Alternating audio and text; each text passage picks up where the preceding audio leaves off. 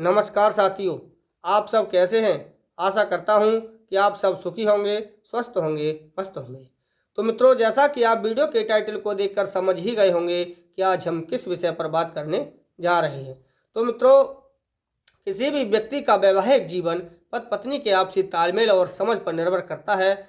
जब दोनों एक दूसरे की भावनाओं को समझते हैं, जिम्मेदारियों को बांटते हैं, तो रिश्ता ये मजबूत बनता है। एक सुखद वैवाहिक जीवन के लिए एक उचित संवाद, भरोसा और सहयोग बेहद जरूरी है। हालांकि चाणक्य नीति के अनुसार कुछ ऐसी बातें हैं जिन्हें हर बात में साझा करना उचित नहीं माना गया है। आचार्य चाणक्य ने जो नीति शास्त्र में बतलाई है कि पति को किन बातों में संयम रखना चाहिए ताकि परिवार में अनावश्यक तनाव पैदा ना हो, आज इस विषय पर यहाँ पर चर्चा करने जा रहे हैं। तो आय का पूरा विवरण नहीं बताना चाहिए। आचार्य चाणक्य के अनुसार पति को अपनी पूरी आय, धन संपत्ति या निवेश की विस्तृत जानकारी हमेशा साझा नहीं करना चाहिए। इसका कारण यह बताया है कि कभी कभी अधिक जानकारी से अनावश्यक खर्च या भविष्य की योजनाओं में बदलाव हो सकता है। हालांकि आधुनिक संदर्भ में वित्तीय पारदर्शिता जरूरी मानी जाती है, लेकिन चाणक्य का तर्क यह था कि हर निर्णय को सोच समझ करके लिया जाए, क्योंकि कहीं कहीं ऐसी व्यवस्था उत्पन्न हो जाती है जहां पर सारी जानकारी होने के पश्चात यदि किसी कार्य योजना में या कहीं पर आप धन खर्च करना चाहते हैं और यदि वहां पर हस्तक्षेप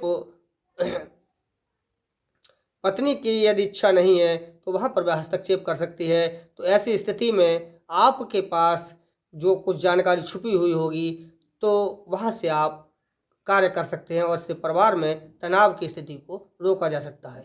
लेकिन यदि आपके पास कोई ऐसी बात नहीं है, तो सब कुछ उन्हें पता है, तो वहाँ पर एक एक पाई का हिसाब लेने देने पर जब उतारू हो जाती है, जब मामला बिगड़ जाता है क्योंकि उसे वहाँ पर खर्च नहीं करने देना है, तो फिर ऐसी स्थिति में आप जो है बाध्य हो जाते हैं। या तो उनकी बातों को मानेंगे, नहीं मानेंगे तो परिवार में कलह उत्पन्न हो जाएगी। तो मित्रों, दूसरी बात है कि अपनी कमजोरी को छुपा कर रखें। यदि पति किसी डर या कमजोरी से जूझ रहा हो तो उसे हर परिस्थिति में उजागर करना ठीक नहीं माना गया है। चाणक्य का मानना था कि कमजोरी सार्वजनिक होने से व्यक्ति की प्रतिष्ठा और आत्मविश्वास प्रभावित हो सकता है। हालांकि आज के समय में दाम्पत्य जीवन में भावनात्मक सहयोग जरूरी माना जाता है, लेकिन चाणक्य ने इस बात पर जोर दिया कि कमजोरी का प्रदर्शन सोच समझ करके ही करना चाहिए। क्योंकि जब हम अपनी कमजोरी के लिए साझा करते हैं तो कहीं कहीं ऐसा होता है कि वह उस कमजोरी का, वैसे तो ये इतना घनिष्ठ रिश्ता है कि इस रिश्ते में अपनी हर सुख दुख को साझा करना जरूरी है, लेकिन फिर भी कुछ विशेष परिस्थितियां, कुछ विशेष कमजोरियां ऐसी होती हैं जिनको यहाँ पर भी साझा करने में नुकसान हो सकता है। तो परिस्थिति के अनुसार अपनी कमजोरियों को, यानी सभी प्रकार की जो विशिष्ट परिस्थिति हैं कमजोरियां उनको छुपा करके रखना चाहिए। अपमान की घटना को साझा न करें। अगर किसी ने पति का अपमान किया है तो उस घटना को बार बार घर में चर्चा का विषय न बनाएं। चाणक्य का मानना था कि इससे पत्नी के मन में रोष पैदा हो सकता है, जो आगे चल करके विवाद को बढ़ा सकता है। शांति में रिश्ते बनाए रखने के लिए हर घटना को संतुलन में देखना जरूरी है।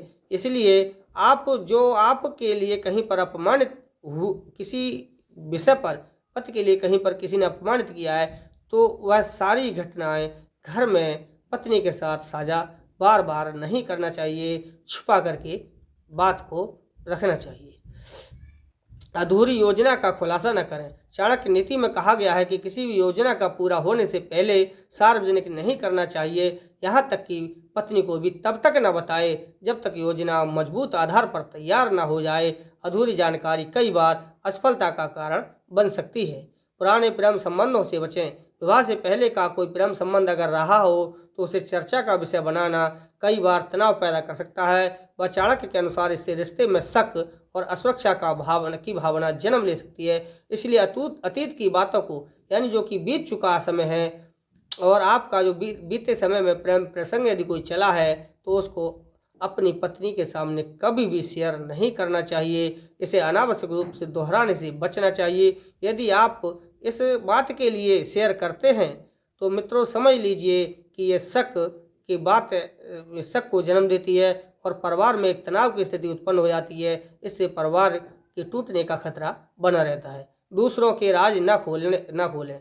यदि पति को किसी रिश्तेदार या मित्र की निजी जानकारी पता हो तो उसे आगे न बढ़ाएं। चाणक्य का मानना था कि गोपनीयता बनाए रखना व्यक्ति की विश्वसनीयता का प्रतीक है। निजी बातों का खुलासा आगे चल करके पारिवारिक विवाद का कारण बन सकता है।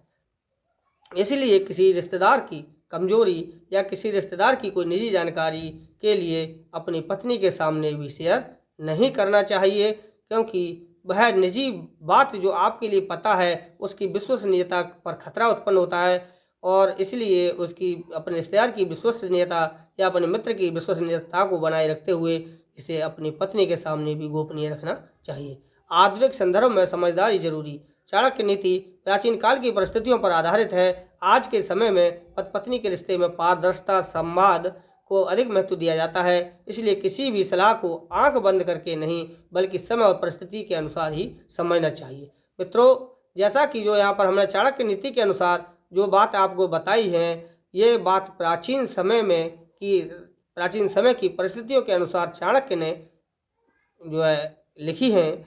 लेकिन हमारी जो राय है जिसे हम कहना चाह रहे हैं कि चाणक्य नीति के अनुसार जो बातें हैं वह अपने समय के हिसाब से सही हैं और सटीक भी बैठती हैं, लेकिन फिर भी पति पत्नी का रिश्ता इतना घनिष्ठ होता है क्योंकि ये दो शरीर एक आत्मा वाली कहावत पर आधारित है। इसीलिए उनकी बातों को भी समझिए और अपनी बातों में एक दूसरे के साथ इतना विश्वास रखिए कि कहीं बातों के छुपाने की बातें भी शक की दायरे में ना आ जाएं और एक दूसरे से बातें छुपाते छुपाते कहीं प्रेम की जगह पर ये दूरियां बनने ना लग जाएं। इसलिए समय और परिस्थिति के अनुसार ही बातों की गोपनीयता को बढ़ाएं।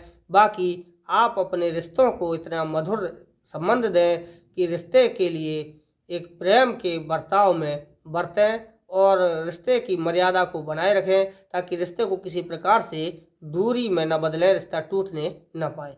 मित्रों, समय परिस्थिति के अनुसार किया गया कार्य ही सफल होता है। कभी कभी ऐसा होता है कि अच्छा कार्य भी समय के दुर्योग से वह अच्छा फल न देकर के गलत फल देता है, और कभी कभी गलत कार्य भी समय का संयोग पा करके गलत फल न देकर के अच्छा फल देता है। इसलिए समय और परिस्थिति के अनुसार ही हमें व्यवहार करना चाहिए ताकि हमारा पारिवारिक जीवन मधुर और अच्छा बना रहे। तो मित्रों, ये जो हमने यहाँ पर बात बताई है चाणक्य नीति के अनुसार तथा अपनी व्यवहारिक नीति के अनुसार, इसलिए मित्रों मैं आशा और उम्मीद करता हूँ कि आपको मेरे द्वारा जो यहाँ जानकारी दी गई है वह अच्छे से समझ में आ गई होगी। तथा यदि आपको वीडियो अच्छा लगा हो तो मित्रों आपसे निवेदन है कि आप लाइक शेयर जरूर करें। चैनल पर नए हो तो सब्सक्राइब जरूर कर लें। यदि मेरे द्वारा दी गई जानकारी से आपको कुछ जरा भी लाभ होता है तो ये हमारे लिए बहुत बड़ी उपलब्धि होगी।